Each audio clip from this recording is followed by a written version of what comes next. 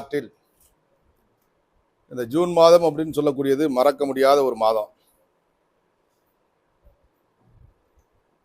June மாதம் 25ஆம் தேதி என்பது இந்தியனாக இருக்கக்கூடிய ஒவ்வொருத்தருமே ஞாபகத்தில் வைத்திருக்க வேண்டிய ஒரு நாள். ஏன்னா இந்திய நாட்டினுடைய கருப்பு நாள் அப்படின்னு சொன்னா இந்த ஜூன் 25ஆம் தேதி தான். இந்திரா காந்தி அவர்கள் இந்த நாட்டில் எமர்ஜென்சியை கொண்டு வந்த நாள். இந்த எமர்ஜென்சியை மக்கள்கிட்ட ஞாபகப்படுத்தணும் அப்படிங்கிறதுக்காகத்தான் இன்னைக்கு பத்திரிகையாளர்கள் எல்லாம் சந்திக்கிறோம். ஏன்னா இன்னைக்கு ஜனநாயகத்தை பத்தி, கருத்து சுதந்திரத்தை பத்தி எதிர்கட்சியில் இருக்கக்கூடியவர்கள் காங்கிரஸ் கட்சியாக இருந்தாலும் சரி, திராவிட முன்னேற்ற கழகமாக இருந்தாலும் சரி, அவரெல்லாம் எந்த அளவு வாய்க்கிலேயே பேசுறாங்க அப்படிங்கிறது நம்ம எல்லாம் பார்த்துட்டு இருக்கோம். ஆனால் இவர்களுடைய ஆட்சி காலத்தில் 1975 ஜூன் 25ஆம் தேதி நள்ளிரவு இந்த நாட்டினுடைய ஜனநாயகம் பறிக்கப்பட்ட நாள், கருத்து சுதந்திரம் பறிக்கப்பட்ட நாள். யார் வாக்களித்து அவர்களை தேர்ந்தெடுத்தார்களோ அவர்களையே அடிமையாக்கக்கூடிய ஒரு சட்டத்தை கொண்டு வந்த கட்சி காங்கிரஸ் கட்சி. நம்ம எல்லாருக்கும் தெரியும். ஏன்னா பத்திரிகை சுதந்திரம் முழுக்க முழுக்க முடக்கப்பட்டது. முதல்ல பாதிக்கப்பட்டது யாருன்னு சொன்னா பத்திரிகையாளர்கள், பத்திரிகை சுதந்திரம் தான். நீங்க தான் இதை ஞாபகப்படுத்தணும் மக்கள் மத்தியில. ஏன்னா இந்திரா காந்தி அவர்கள் நள்ளிரவு எமர்ஜென்சி அறிமுகப்படுத்தின உடனடியாக அவர்கள் எடுத்த நடவடிக்கை என்னன்னு சொன்னா பத்திரிகையாளர்களை முடக்கிறது தான். உடனடியாக பத்திரிகை அலுவலகங்களுக்கு கொடுக்கப்பட்ட மின்சாரங்கள்லாம் ரத்து செய்யப்பட்டுச்சு. ஏன்னா பத்திரிகையில எதுவுமே வெளியிடக்கூடாது, பிரிண்ட் பண்ணக்கூடாது அப்படிங்கிற நோக்கத்துல முதல்ல பாதிக்கப்பட்டது பத்திரிகையாளர்கள். அதுக்கு பிறகு எதிர்கட்சியை சேர்ந்தவர்கள், எங்களுடைய அமைப்பை சேர்ந்த ஜனசங்கம், RSS போன்ற அமைப்பை சேர்ந்தவர்கள் எல்லாருமே பாதிக்கப்பட்டிருக்காங்க. இந்த நாட்டில் இந்த அரசாங்கத்துக்கு எதிராக கருத்து தெரிவிப்பதற்கு யாருக்கும் உரிமை இல்லை. பத்திரிகையாளர்களுக்கு உரிமை இல்லை, தொலைக்காட்சிகளுக்கு உரிமை இல்லை. தொலைக்காட்சின்னு சொன்னா அன்னைக்கு ஒன்று ரேடியோ இல்லைன்னா தூர்தர்ஷன். பத்திரிகைகள்லாம் இவர்கள் வெளியிடக்கூடிய செய்திகளை அவர்கள்ட்ட வெளியிட்டு அதை அவங்க அனுமதி கொடுத்தா தான் வெளியிட முடியும். ஒருத்தருக்கு கூட சுதந்திரம் இல்லை இந்த நாட்டில் அப்படின்னு சொல்லக்கூடிய ஒரு மிக கடுமையான ஒரு எமர்ஜென்சியை கொண்டு வந்து, மிசா சட்டம், இப்படி பல சட்டங்களை கொண்டு வந்து அந்த சட்டத்தின் மூலமாக திராவிட முன்னேற்ற கழகத்தை சேர்ந்தவங்க இன்னைக்கு அந்த கூட்டணியில் இருக்கக்கூடிய அவர்களுடைய தலைவர்கள்லாம் கைது செய்யப்பட்டு சிறையில் அடைக்கப்பட்டாங்க, தாக்குதலுக்கு உள்ளாக்கப்பட்டாங்க. அதே மாதிரி ஜனசங்கத்தை சேர்ந்த RSS சேர்ந்த தலைவர்கள் எல்லாம் சிறையில் அடைக்கப்பட்டாங்க.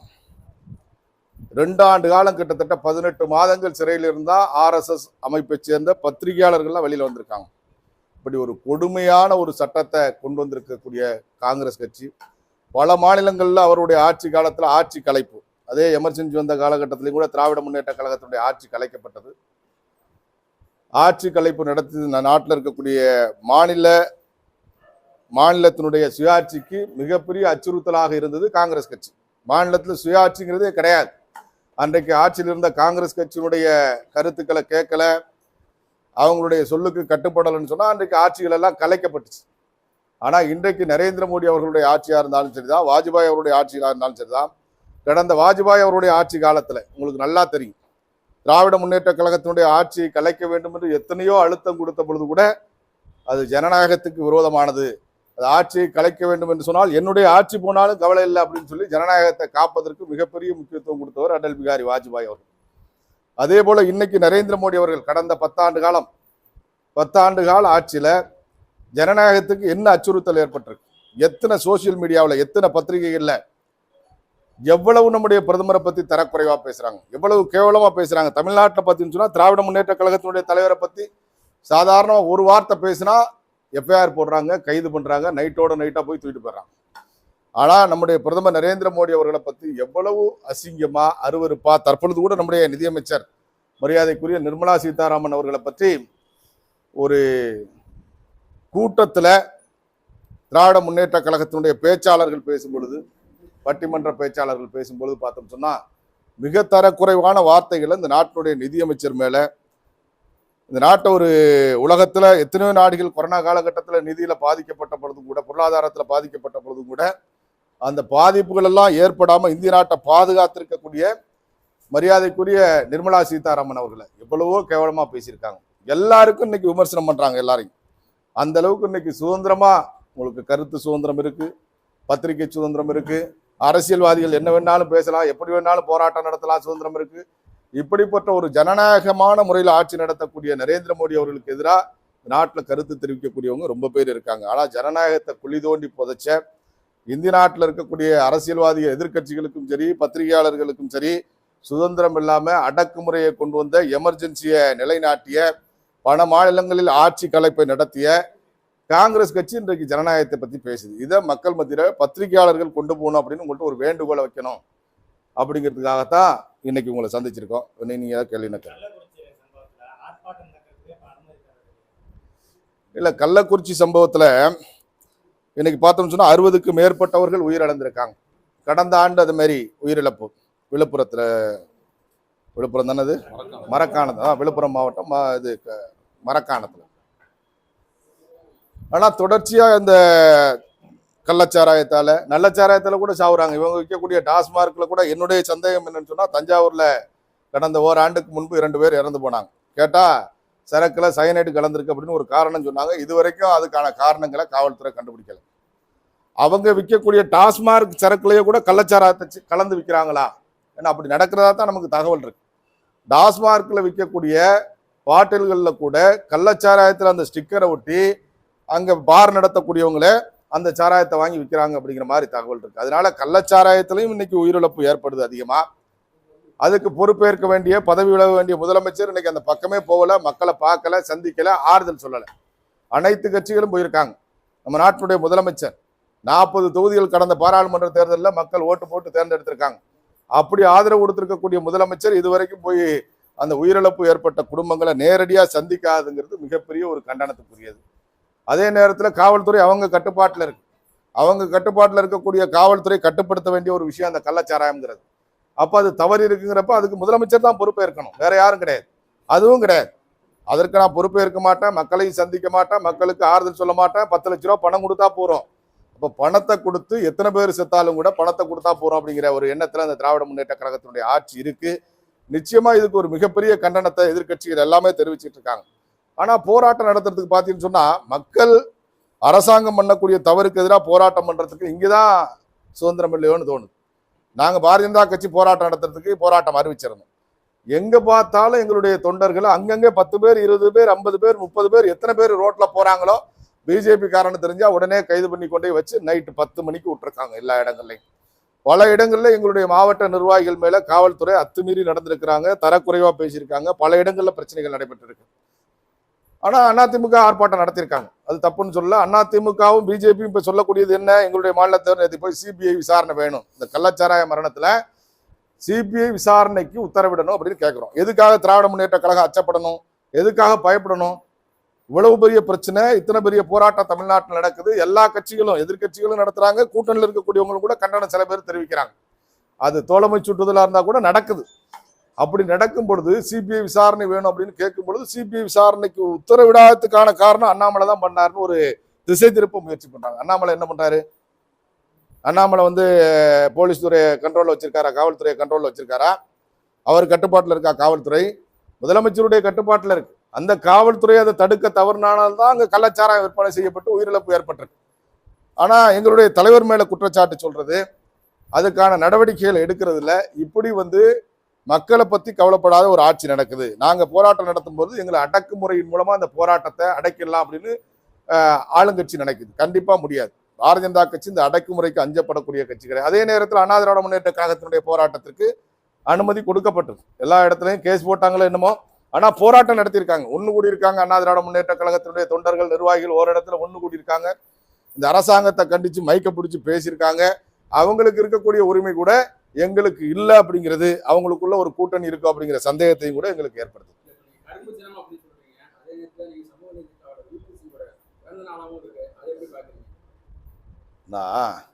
இதையும் அதையும் நீங்க கம்பேர் பண்ணக்கூடாது. அவர் இந்த நாட்டுக்கு மிகப்பெரிய சேவை பண்ண ஒரு பிரதமர், என்ன மக்கள் மத்தியில போற்றப்படக்கூடிய அளவுக்கு ஆட்சி நடத்த ஒருத்தர்.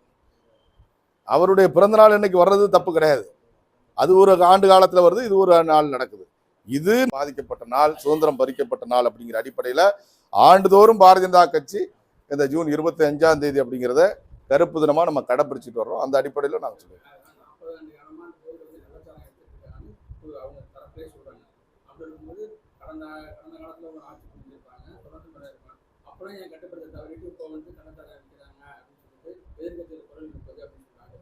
எந்த ஆட்சி காலத்துல இந்த மாதிரி கள்ளச்சாராயத்தால உயிரிழப்புகள் ஏற்பட்டாலும் தப்பு தான். அது திமுக இருந்தாலும் சரிதான், அண்ணா திமுக இருந்தாலும் சரிதான், பிஜேபியா இருந்தாலும் சரிதான். யாராக இருந்தாலும் இந்த மாதிரியான நடவடிக்கைகளை கட்டுப்படுத்தணும். நம்ம கடந்த காலத்துல பார்த்திருக்கோம். நம்முடைய முதலமைச்சர் அவர்கள் அதே மாதிரி அக்கா கனிமொழி அவர்கள்லாம் எப்படி போராட்டம் நடத்தினாங்க, மதுக்கடைகளை மூடணும்னு சொல்லி எந்த அளவுக்கு போராட்டம் நடத்தினாங்க அப்படிங்கிறது நம்ம கண்கூடா பார்த்திருக்கோம். கண்ணில் கருப்பு துணி கட்டிக்கிட்டு போராட்டம் நடத்தினாங்க.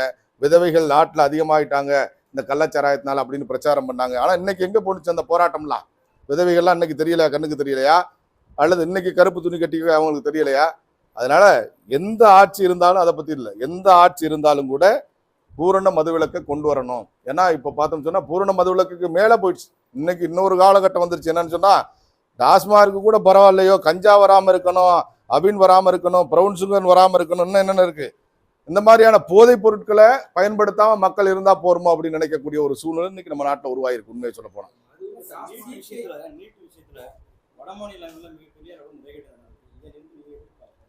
இல்ல, இதை பத்தி தெளிவா எங்களுடைய அரசாங்கம் சொல்லியிருக்கு. முறைகேடுகள் நடந்திருந்தா கடுமையான நடவடிக்கைகளை எடுப்போம் அப்படிங்கிறத தெளிவுபடுத்தியிருக்கிறோம். நீட்னால இன்னைக்கு வந்து கண்டிப்பா ஏழை மாணவர்கள், இன்னைக்கு எங்க பக்கத்துல வேதாரண்யம் பக்கத்துல போய் பார்த்தீங்கன்னா ஆயக்கரம்பலங்கிற ஒரு கிராமத்துல அரசாங்க பள்ளிக்கூடத்துல வரிசையா போட்டு போர்டு வச்சிருக்காங்க. நீட் தேர்வுல தேர்ச்சி பெற்ற மாணவர்கள் அப்படின்னு சொல்லி அவங்களுக்கு டாக்டர் சீட்டு கிடைச்சிருக்கு. சாதாரண அரசு பள்ளியில படிக்கக்கூடிய மாணவர்களுக்கு அந்த மாதிரி ஒரு வாய்ப்பை ஏற்படுத்தி கொடுத்திருக்கு நீட். தவறுங்கிறது எல்லாத்துலயுமே தவறு நடக்கிறதுக்கு வாய்ப்பு இருக்கு. தவறே நடக்காது எதுவுமே கிடையாது. தவறு நடக்கும்போது அந்த தவறு செய்தவர்கள் மேல நடவடிக்கை எடுக்கிறோமா இல்லையா, அந்த தவறை கட்டுப்படுத்துறோமா இல்லையா, மீண்டும் தவறு நடக்காம நாம செயல்படுத்துறோமா இல்லையா அப்படிங்கிறத பொறுத்து தான் இருக்கு. நீதிமன்றமே அதை பத்தி தெளிவா சொல்லியிருக்கு. கண்டிப்பா அரசாங்கம் என்ன சொல்லியிருக்குன்னு சொன்னா, தப்பு செஞ்சவங்க யாரா இருந்தாலும் அரசாங்கம் மிக கடுமையான நடவடிக்கைகள் எடுப்போம் அப்படிங்கறத எங்க மத்திய அமைச்சர் சொல்லியிருக்காங்க.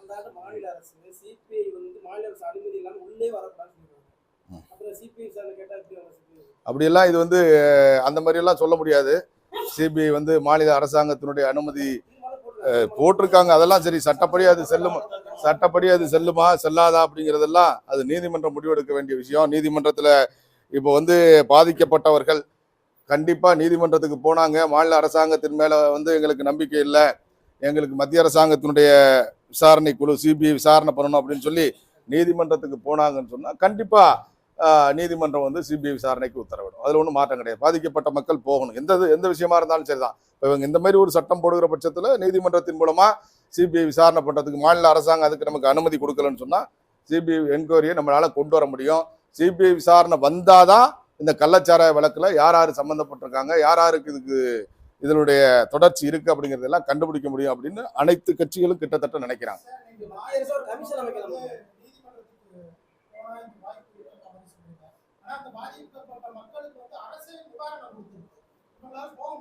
இல்ல, நிவாரணம் கொடுத்தா போருமா, உயிரை கொடுக்க முடியுமா? ஒருத்தருடைய கணவர் இறந்து போயிட்டாரு, கணவரை கொடுத்துருமா அந்த அரசாங்கம்?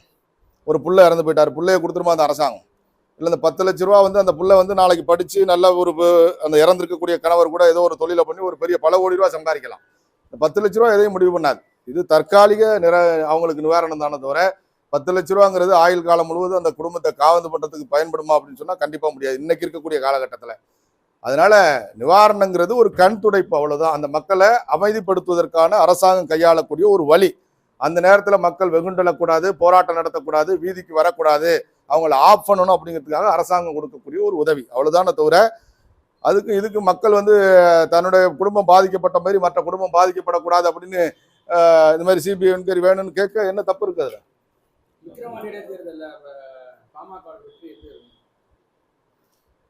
கண்டிப்பாக இன்றைக்கு விக்கிரவாண்டி இடைத்தேர்தலை பொறுத்த வரைக்கும் 2 முனை போட்டி, சொல்ல போனா வேணா நம்முடைய நாம் தமிழர் சேர்த்துக்கிட்டா 3 முனை போட்டியா ஏற்பட்டிருக்கு. அண்ணா திராவிட முன்னேற்ற கழகம் தேர்தலில் போட்டியிடலை. இந்த நேரத்துல தான் அந்த கள்ளச்சாராய மரணங்கள், ஏன்னா மக்கள் கொஞ்ச நாள் ஆனா மறந்துடுறாங்க. கொஞ்ச நாள் ஆனா அந்த மக்களுக்கு செஞ்ச துரோகத்தை பத்தி, இந்த திராவிட முன்னேற்ற கழகத்தினுடைய ஆட்சியினுடைய துரோகங்களை பத்தி மறந்துடுறாங்க. ஆனா இப்பொழுது தேர்தல் காலகட்டத்தில் நடந்திருக்கிறதுனால இதனுடைய தாக்கமும் கூட ஏற்பட்டு கண்டிப்பா இந்த தேர்தலில் தேசிய ஜனநாயக கூட்டணிக்கு வெற்றி கிடைக்கும் அப்படிங்கிற நம்பிக்கை எங்களுக்கு இருக்கு. அவரு முன்னாள் நீதிபதியா இல்ல முன்னாள் கம்யூனிஸ்ட் திமுகவான்னு தெரியல. ஏன்னா அவருடைய கருத்து வந்து ஒட்டுமொத்தமா மக்களை பிளவுபடுத்தக்கூடிய ஒரு கருத்தா தான் இருக்கு. கையில கயிறு கட்டுறது, நான் இப்ப கட்டியிருக்கேன், ஒரு கயிறு சிவப்பு கயிறு, ஒரு கயிறு வெள்ளை கயிறு, ஒரு கயிறு பச்சை கயிறு, 3 கயிறு கட்டியிருக்கேன். நான் என்ன ஜாதி? வேற யாராரு? அவர் சிவப்பு கயிறு கட்டியிருக்காரு, ஆளாளுக்கு 4-5 கயிறு கட்டியிருக்கும். கயத்தை வச்சு எப்படி ஜாதியை முடிவு பண்ணுங்கிறது? சில பள்ளிக்கூடங்கள் அந்த மாதிரி நடவடிக்கை இருக்குன்னு சொன்னா அந்த பள்ளிக்கூடத்துல மட்டும் நீங்க நடவடிக்கை எடுக்கிறதுக்கு வலியுறுத்திருக்கலாம். அதை இந்த மாதிரி அறிக்கையா கொடுக்கணும்னு இல்லை. அரசாங்கம் அந்த பள்ளிக்கூடங்கள்ல அதை கட்டுப்படுத்துறதுக்கு என்ன நடவடிக்கைகளோ அதை எடுத்திருக்கலாம். அந்த மாதிரியான நடவடிக்கைகளில் ஈடுபடக்கூடிய மாணவர்கள் மேல மிக கடுமையான நடவடிக்கை எடுத்திருக்கலாம், சஸ்பெண்ட் பண்ணலாம், அதெல்லாம் தப்பு கிடையாது. ஆனா ஒட்டுமொத்தமா கையில கயிறு கட்டுறதே தவறு, பொட்டு வைக்கிறதே தவறு. இதைத்தான் எங்க ஆட்கள் கேட்கறாங்க. என்னன்னா, இப்போ ஒருத்தன் டாலர் போட்டு வர்றான், நான் முருகன் படம் போட்டிருப்பேன் உள்ளர, சரிதானே? இன்னொருத்தன் சிலுவை போட்டிருப்பான், இதெல்லாம் போடக்கூடாதா? இது என்ன அறிக்கைங்கிறத நம்மளால கண்டுபிடிக்க முடியல. எதுக்காக இந்த அறிக்கை கொடுக்கப்பட்டுச்சு? ஜாதி பேருனா ஜாதி. அதே மாதிரி பார்த்தீங்கன்னு சொன்னா இப்போ பல சமுதாயங்கள் பள்ளிக்கூடம் நடத்துறாங்க. இப்போ நாடார் உறவின் முறை பள்ளிக்கூடம் இருக்கு. இப்போ இங்கே வாண்டையார் பள்ளிக்கூடம் கல்லூரி இருக்கு. இப்போ வாண்டையார் எடுத்துட முடியுமா? நம்ம வாண்டையார்னு போட்டிருக்கு, இது ஒரு ஜாதியை குறிக்குது, அதனால அவர் தனிப்பட்ட அவருடைய நிறுவனம் அது. அவர் அதுல வாண்டையார் கல்லூரி போட்டிருக்காரு. நீங்க அதுக்காக அந்த வாண்டையாருங்கிறத எடுத்துட முடியுமா?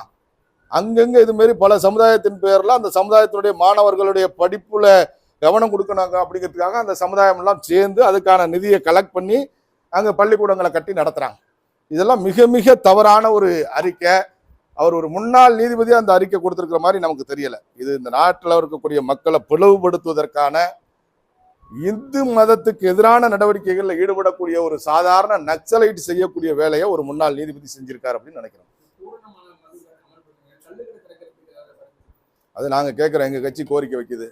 உண்மையா உங்களுக்கு பூரண மதுவிலக்கு அமல்படுத்தணும்னா இன்னைக்கு இருக்கக்கூடிய நிலைமை உடனடியாக 100% டாஸ்மார்க்கை க்ளோஸ் பண்ணா என்ன ஆகும்? பல குடிகார மண்டல் ஆயிடுவான். சில பேர் தற்கொலை பண்ணிக்கக்கூடிய வாய்ப்புகள் கூட ஏற்படும். அதனால கொஞ்சம் கொஞ்சமா டாஸ்மார்க்கை குறைக்கணும் அப்படின்னு சொல்றோம்.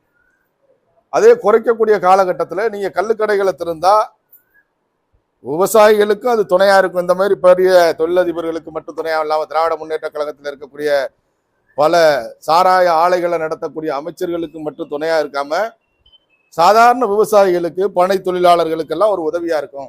அதனால கள்ளுக்கடைகளை திறக்கணும் அப்படிங்கிறது நம்ம அரசாங்கத்தினுடைய, நம்மளுடைய பாரதிய ஜனதா கட்சியினுடைய கோரிக்கை. கள்ளுக்கடையை திறக்கணும், கொஞ்சம் கொஞ்சமா டாஸ்மார்க்கை முழுமையா மூடணும். அதுமாரி இந்த போதைப் பொருட்கள் நடைமாட்டத்தை முழுமையா கட்டுப்படுத்தணும். ஏன்னு சொன்னா இப்ப நகர்பகுதிகள் எல்லாம் மாணவர்கள் எல்லாம் சீரழியக்கூடிய நிலைமை நடந்துகிட்டு இருக்கு. ரொம்ப ரொம்ப மோசமான நிலையை நோக்கி தமிழ்நாடு போயிட்டு இருக்கு. இளைஞர் சமுதாயம் போயிட்டு இருக்கு. வரக்கூடிய இளைஞர் சமுதாயத்துக்கு நிதானம் இருக்குமா, ஆண்மை இருக்குமா, எல்லாமே கேள்விக்குறியா இருக்கு. அதனால அரசாங்கம் இதுல எல்லாம் ரொம்ப கவனம் கொடுத்து நடவடிக்கை எடுக்கணும்.